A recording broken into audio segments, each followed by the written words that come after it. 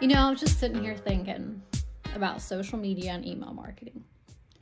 I do a lot of it for my own business and for my clients. And a lot of times I get questions around number of followers, how do we grow our followers, why don't we have enough followers, or we notice we're not getting a lot of reactions or likes on our post, or we need more comments, or I even ask myself that sometimes. Or for emails, what's our open rate? What's our open rate? Well, if you're a marketer and you've been around for a while, you know open rate is not at all accurate, and it hasn't been for a while due to all the privacy things that were put into place a few years ago.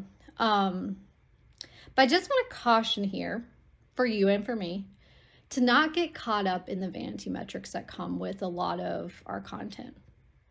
I'm calling them vanity because they're like ego feeders. If you have a lot of followers and people are reacting and commenting on your stuff like, ooh, that feels good. That feels real good. But there's quite a bit. Apparently, there's like 90% of social media users. I don't know how accurate that is, but I've read in a few articles that there's quite a bit of social media users that just consume and they rarely engage. So how do you know if your content is hitting home? Well, that's looking at some other metrics. So for example, if you do a lot of video content, that's looking at the percentage of your video that's viewed or completed, and then how many times it's being viewed. If you're sending emails, it's looking at, a lot of email platforms will show you some of my scans, or if they read, how long they stay on your email, if they continue to open it multiple times. Of course, we want the link clicks, but that's not happening. You can at least see if they're consuming it. And then for social media, you can look at stuff like link clicks and reach and impressions.